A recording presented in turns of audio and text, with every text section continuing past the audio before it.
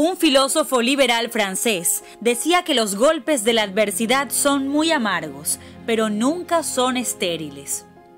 A veces pienso que si la recompensa a estos 15 años es directamente proporcional al castigo que ha significado vivirlos, los venezolanos tendremos el más dulce de los destinos.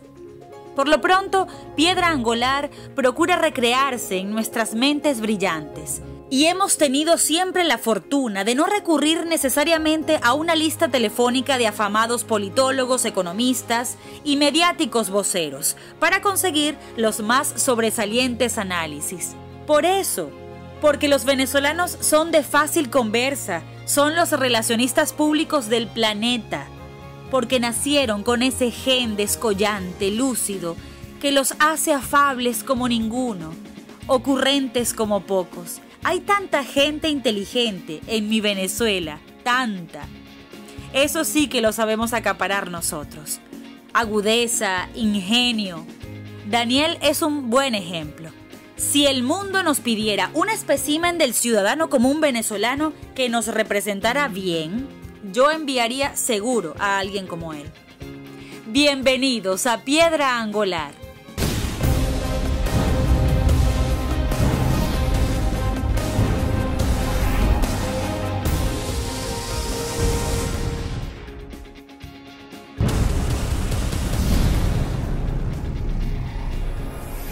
Yo te decía que íbamos a conversar como si estuviéramos en la sala de la casa y tú me dices que tú no conversas con la gente que invitas a tu casa con un micrófono. No, jamás. Ni con un micrófono ni de pie tampoco. De pie sí nos estamos tomando un trago, pero así conversado, bastante raro. No. Bueno, pero esta es una conversación con el venezolano de a pie sobre el país. Ya, aunque ya tú eres famoso, ¿no? No, yo no soy famoso. Famoso es Madonna.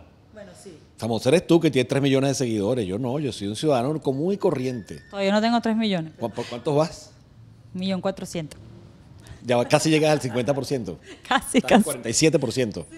Mira, pero sabes, Dani, que yo te he escuchado tus reflexiones sobre el país. Y por eso que estás aquí, porque uno siente que siempre entrevistan a los mismos, a los académicos, a los politólogos, pero el ciudadano de pie tiene una cantidad de ideas y de análisis que quizás si los tomaran en cuenta los quienes están en el poder, la realidad sería otra, ¿no crees tú?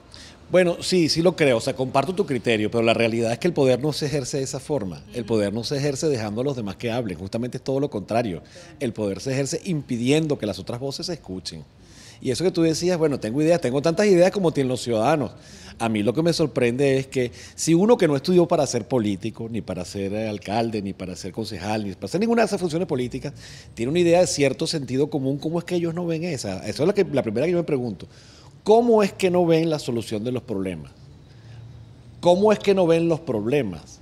O probablemente, como uno vive en un ambiente tan distorsionado, es muy probable que la percepción nuestra sea errónea de la realidad y que ellos tengan razón. Sí. Claro, que la basura no es basura, sino que es material para estimular la recolección de desechos organizada, clasificarla y reciclarla. O sea, una materia prima que puede generar ingresos para alguien con una idea. Por ejemplo, los huecos no son un hueco, son una oportunidad. Una oportunidad de que alguien, desde una cooperativa o desde una iniciativa privada, un emprendimiento, se le ocurra, bueno, yo voy a tapar huecos y voy a cobrar por tapar los huecos. Ya, pero ¿no ven los problemas o es que no los quieren ver? Porque bueno, son tan evidentes. Es que yo no sé si son evidentes. Ya hoy día yo creo que es que no son evidentes. Porque fíjate, cuando tú vives en un ambiente rodeado, por ejemplo, nosotros vivimos rodeados de estas fotografías aquí, ¿verdad? Para mí es natural que las fotos estén allí. Es parte de mi paisaje. Si tú vives rodeado de la basura, se convierte en parte de tu paisaje, entonces no es un problema. Es un problema para mí cuando paso por ese lugar, que no estoy acostumbrado sino a tener las fotos en lugar de las bolsas negras rotas. Para mí es un problema. Pero si para ti ha estado en tu entorno, ha estado en tu contexto, no lo ves como un problema. Yo he llegado a pensar que es eso. Nos acostumbramos a este caos. Bueno, ya estamos acostumbrados y postergamos la gratificación porque ya sobrevivir entre estos obstáculos es costumbre. Mira, yo me he puesto a tratar de entender ese tema de la supervivencia, que no es como lo ven uno en los canales esos de documentales, que son unos tipos que están ahí en condiciones extremas. Nosotros vivimos en condiciones extremas, pero no nos damos cuenta. O sea, que la gente tenga que salir 4 horas del día dedicadas a estar únicamente en el tráfico para ir de un lugar a otro. Eso es un esfuerzo bastante pesado, ¿no? O sea, no es que está, o sea, la gente de Miami, mis connacionales que viven en Miami, se quejan, por ejemplo, probablemente del tráfico de la 826 o del Palmetto, pero eso es distinto, porque tú sabes que eso va a fluir y que en algún momento tú te puedes salir de la autopista y tienes una vía alterna. Tú no, aquí tú estás confinado, tú entraste en el embudo de la autopista de Prados del Este, desde el túnel de la Trinidad hasta Plaza Venezuela y no tienes escape. No tienes. Entonces te metes 2 horas ahí. 2 horas de regreso son 4. Trabajas 8, son 12 horas. Entonces de las 24 horas del día tienes 12 más o menos dedicadas a la supervivencia. Luego, cuando estás en tu casa, que no tienes agua, que si no mandaron agua hoy, que si Hidrocapital no trabajó, entonces tienes que dedicarte a más o menos a los temas domésticos en condiciones infrahumanas. Bueno, los hospitales no están haciendo cirugías porque no hay agua. Pero no solamente la detuvieron. ¿En qué país vivimos entonces si pasan esas cosas? Bueno, ¿cómo describirías este país? Mira, es que el problema, yo tengo un amigo que es muy famoso en el Hatillo, que es el Mocho, de las cachapas de Doña Inés. El Mocho dice una cosa a cada rato que es real. No es el país, somos los venezolanos. Hay unos venezolanos que fueron, digamos, designados para hacer unas tareas que no las están haciendo. Perfecto. Hay otros venezolanos que sabemos que esos tipos tienen unas tareas que no están cumpliendo y tampoco hacemos nada por activar algo para sacarlos de ahí. Aquí hay como, digamos que hay una comprensión de la realidad que es completamente distorsionada, porque si yo tengo unos empleados, lo lógico es que yo los supervise. Y si ese supervisado no está haciendo su trabajo, yo busco otro que haga el trabajo. Nosotros en Venezuela no hacemos eso. Aquí alguien viene y le paga a alguien porque haga algo que tiene que hacer. Entonces además le pagas en adicional para que te lo haga más rápido a ti. Y a alguien le paga para que no vea lo que tiene que ver. O a alguien le pagan para que no se ocupe de lo que se tiene que ocupar. Entonces, ¿en qué país vivimos? Vivimos en Venezuela, en esa misma Venezuela que tú amas, esa Venezuela por la que tú has trabajado, por la que yo he trabajado, por la que trabaja Balsa, el camarógrafo, por la que trabaja tu hermano, por la que trabajamos todos. Es la misma Venezuela, pero que en esta sensación de, digamos, de guetos en los que estamos viviendo, estamos como desconectados del resto del país. Entonces, de esos 3 grupos, no sé si son más, pero de esos 3 grupos, ¿de cuál eres parte tú? ¿De esos que esperan que el cambio algún día llegue? ¿De esos que esperan que los que están en posiciones de poder sean los promotores del cambio? ¿O eres un ciudadano activo que te sientes corresponsable y haces algo, así sea en tu área de acción individual, para que ese cambio llegue pronto? Ah, no, sin duda yo soy un ciudadano activo. O sea, mira, Luis Alberto Crespo, poeta que ahora está con la Revolución, en algún momento cuando era únicamente poeta y no revolucionario, escribió en algún poema que uno es del lugar de donde le entierran el ombligo. Mi ombligo está enterrado aquí en Venezuela, mira, en esa ciudad.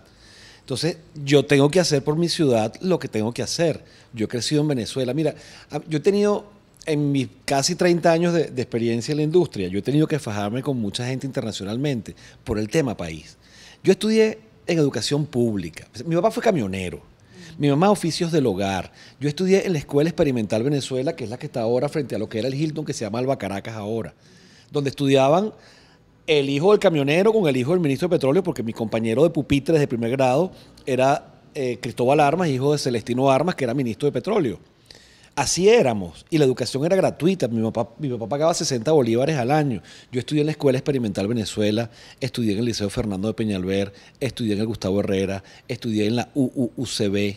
Entonces, a mí, gente que me viene a decir que no voy a hacer por mi país, yo tengo que hacer por mi país. Pero tus hijos van a las marchas, tu mujer va a las marchas. Es decir, es una familia que está activamente participando en... Sí, en una de las visiones o de las estrategias que se creen podrían promover un cambio. Claro, yo sí lo creo. Fíjate, mi hijo mayor tiene 17 años. O sea que tenía 2 cuando todo esto empezó. ¿Cómo hago yo para decirle que no vaya a una marcha? Ajá, pero yo te podría preguntar, si creció viendo solo esto, ¿por qué se hizo crítico? Además de verlo, me imagino en casa, también está el ejemplo, el aprendizaje. Pero es un niño que creció viendo solo esto. Claro. Entonces, pudo haber pensado que esto era lo correcto también. Bueno, sí, pero no. Sí, porque ha crecido en este entorno. No, porque afortunadamente con nuestro esfuerzo ha tenido oportunidad de viajar, pero más allá de eso, son unos chamos que crecieron con internet. El mundo está ahí en la punta de sus dedos. Entonces tienen un pensamiento mucho más crítico que pudo haber tenido uno.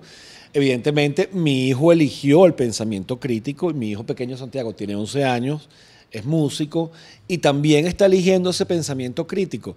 Entonces, yo creo que en la medida que tú eres crítico, tú eres un ser mucho más libre, porque no estás en posición de aceptar lo que te imponen o aceptar las cosas como te dicen que deben ser. Daniel, en ese lenguaje que algunos dicen promueve la violencia, por ejemplo, decir ellos, nosotros, el otro, ¿tú participas de ese lenguaje? O bueno, cuando uno adversa algo no se siente parte de eso, por eso quizás uno dice ellos. Entonces, ¿cómo hacemos para que el lenguaje, sí, porque la manera en la que hablamos también promueve la división, el que estemos polarizados, ¿cómo hacemos para que combine o que se comparta la actitud de, sí, rechazo a eso, pero lo reconozco, pues reconozco que existe, sobre todo en el ámbito de los ciudadanos? ¿Tú sabes qué pasa, Carla? Que yo creo que nosotros hemos comprado el discurso gubernamental que ha satanizado incluso el lenguaje. Ellos, nosotros, bueno, son pronombres. Eso es lo que son, pronombres, no tienen ninguna otra carga. La polarización no la activamos los ciudadanos, la polarización ha sido el resultado de 14 años tratando de dividirnos. Hablar de ellos y de nosotros es una realidad. O sea, si tú eres magallanera y yo soy caraquista, yo hablo de ellos, los magallaneros, y nosotros los caraquistas. Y eso no es ni excluyente ni ninguna de esas cosas. Yo creo que estos 14 años de discurso y de propaganda nos han hecho incluso que nosotros asumamos el discurso gubernamental como parte de nuestra forma de expresión. Entonces nosotros dejamos de usar el rojo porque el rojo es de los chavistas. No, el rojo es un color que está en el espectro de colores. Si tú cedes ese espacio del rojo, tendrás que tomar otro color. Que los rojos identifican a uno y los otros colores identifican a otro. Bien, vaya y pase. Pero en la medida en que tú permites que eso ocurra, tú estás cediendo allí. Es lo mismo que pasa con la delincuencia. Si todos nos encerramos, los delincuentes tienen la calle para ellos. Si todos nos quedamos inactivos, los que están haciendo cosas que no te gustan van a seguir haciendo. Entonces creo que más allá del tema de la polarización o no, cosa en la que efectivamente creo que vivimos, pero no acepto la responsabilidad de que seamos las personas que estamos en oposición que tienen que resolverla, porque necesariamente si hay dos polos, los dos polos tienen que ceder. Entonces eso tiene que ver con esa necesidad que tiene el gobierno de seguir responsabilizando a la clase media opositora de todo lo que está pasando en el país, el hecho de que esto se está haciendo para Miami, entonces ahora... Para el mundo entero por internet. Bien, para el mundo entero por internet, pero el canal origina su señal en Miami, el Venezolano TV, además nuestros aliados y que estamos felices de estar haciendo las cosas que estamos haciendo juntos. Entonces nosotros vamos a ser unos lacayos del imperio por eso. Bueno, mira, no, porque ¿qué cosa es el imperio o qué imperio nos estamos refiriendo? Porque la China también es un imperio. Y este país está hipotecado a la China y también le debe un montón de plata a los Estados Unidos. Entonces, ¿de qué imperio estamos hablando? Porque en la visión cosmogónica del presidente Chávez, del difunto galáctico Chávez, la visión que tenía Chávez de Latinoamérica, perdón, era una visión imperial. Yo recuerdo haber visto en una cadena del presidente cuando él se refirió a su idea de la Unión de Repúblicas Socialistas del Sur, que por sus siglas es nada más y nada menos que la URSS. En la cosmogonía del presidente Chávez, su visión imperial del socialismo era yo me apropio de toda Latinoamérica. Entonces, ¿de qué imperio estamos hablando? Entonces, en la medida que hacemos esas cosas y lo aceptamos, en esa medida estamos cediendo el espacio y están ganando ellos. Sabes que tenemos una expresión cuando queremos decir que algo nos dolió mucho, eso nos partió el alma. ¿Qué es lo que te parte el alma cuando hablas de Venezuela? ¿Qué me parte el alma? Me parte el alma pensar que voy a tener que irme para proteger a mis hijos.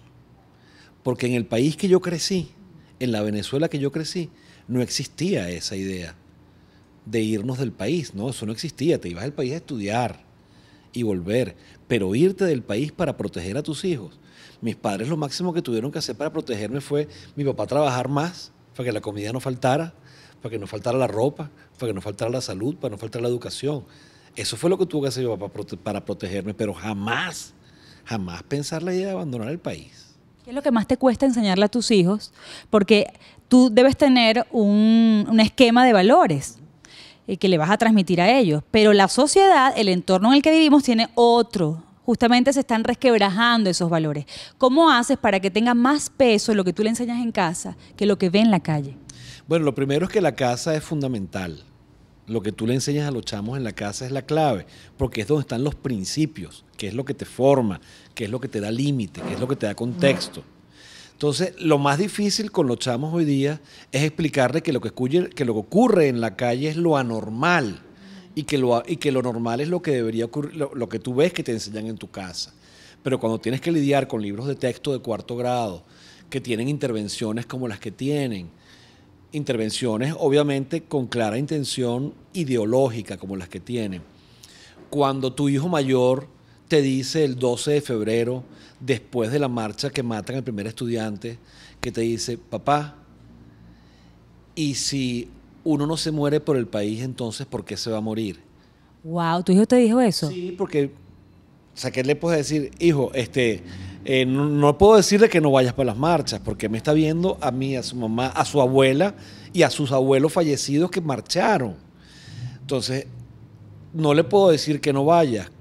Y el cuestionamiento es, no vayas por tu seguridad. Me dice, papá, pero si no puedo ir al centro comercial porque me pueden atracar y matar, si no puedo andar con mis amigos en su carro porque nos pueden atracar y matar, porque si no es un policía, es un malandro, entonces que me maten por el país. ¿Tienes respuesta para todo lo que te cuestionan tus hijos? No, no tengo respuesta para todo. Hay respuestas que tenemos que elaborarlas juntas y otras que sencillamente le digo, no sé, no tengo respuesta. Dame 10 minutos. No, bueno, mira, yo afortunadamente, gracias a Dios, tengo unos hijos maravillosos, que obviamente eso lo dicen todos los padres, pero estos además tienen unos talentos y unas peculiaridades que me hacen muy feliz. Mis hijos son muy sensibles y también han sido bendecidos con inteligencia y son muy inteligentes y de chiquiticos siempre han andado hablando mucho en el carro. Cuando estaban más chiquiticos tenía que decirle, ya va, chamo, un momentico que tengo que pensar.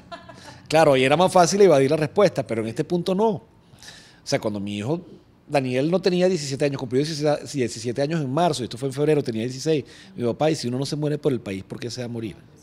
Y cuando el pequeñito me dice, papá, pero si ya los abuelos se murieron y solamente me queda abuelita, y esto está tan mal, ¿por qué no nos vamos a quedar, por qué nos quedamos, en vez de irnos, nos llevamos a abuelita? Es un planteamiento completamente lógico. Quien está desafiando la lógica soy yo como padre, porque tengo las ataduras con el país. La otra cosa es que con la misma situación país, estos niños no han tenido la oportunidad de disfrutar el país que yo disfruté. Yo cuando tenía 12 años, que es la edad que va a cumplir mi hijo Santiago el año que viene, yo me fui con mi compañero de colegio, el Chino Jun, nos fuimos a Margarita de vacaciones a casa de la profesora Rigay Chen, la profesora de química, nos fuimos en autobús desde Caracas hasta Margarita, estuvimos 15 días en Margarita, que 3 semanas en Margarita, felices de la vida, regresamos en autobús y no pasó nada. Hoy día tú no puedes decir a tu hijo que vaya en autobús ni siquiera de tu casa al colegio. Entonces es otra realidad completamente diferente, que es lo que te hace ponderar la situación de, bueno, me parte el alma, pero más me va a partir el alma ver frustrado el futuro de mis hijos. ¿Qué es lo que más amas de este país? Eso que sobrevive en tus sentimientos por Venezuela, por el país, a pesar de tanta adversidad. A pesar de tanta adversidad, Carla, y a pesar de esto en que nos han querido convertir, a mí lo que me salva a diario del país son los venezolanos. Es la gente como tú, la gente como Balsa, la gente que trabaja a diario. A mí cuando la gente me dice, es que el venezolano es un vago, yo digo, no, hermano, debe ser que tú no te levantas a las 4 de la mañana a ver las colas de las paradas de los autobuses. Claro, el que dice eso es porque no se levanta a las 4. O la gente que dice, es que en los barrios lo que viven puro malandros, o sea, perdón, en los barrios la minoría de la gente son malandros. Ocurre que como en el país mismo, estamos viviendo una realidad donde un pequeño grupo acumula el poder de la violencia con las armas en los barrios y somete a una mayoría en los barrios. Igual que pasa con el gobierno, con sus círculos armados, con sus motorizados, como quieran llamarlos, colectivos o no colectivos, malandros armados, paramilitares, como lo quieran llamar. Un montón de tipos que están fuera de la ley armados sometiendo a otros. ¿Qué cosa es? Unos malandros. Este es un gobierno que se ha hecho de los malandros para someter a la gente decente. Pero yo confío en los decentes, en que en el sector que respalda la revolución, y fíjate que no digo chavismo ni madurismo, el sector de venezolanos, importante sector que respalda la revolución, y el sector que lo adversa, el factor común es la decencia. Y yo creo que si la cruzada es porque todos los decentes del país nos demos la mano, es la única forma en que vamos a poder cambiar el país. Daniel es un hombre que le dice la verdad sin filtros a los amigos y sin duda a quienes no coloque en ese sitial. Así, sin cortapisas, es un experto en soltar la verdad sin ropas, desnuda, sin advertencia. Un empuje, una franqueza y claridad que quisiéramos se regara como mastranto y se contagiara a todos los venezolanos, y que aprendiéramos finalmente a decir lo que sentimos, así con una libertad como la que él exuda. Que nos envalentonáramos para manifestar lo que sufrimos, lo que soñamos, sin temor a nada. Que con los actos lográramos ser leales a lo que dicta nuestro corazón, a lo que nos está gritando el alma hace tanto tiempo y no hemos encontrado el vigor suficiente como para luchar por algo que vale tanto la pena, algo que no es otra cosa, sino nuestra propia existencia. Hasta un próximo Piedra Angular.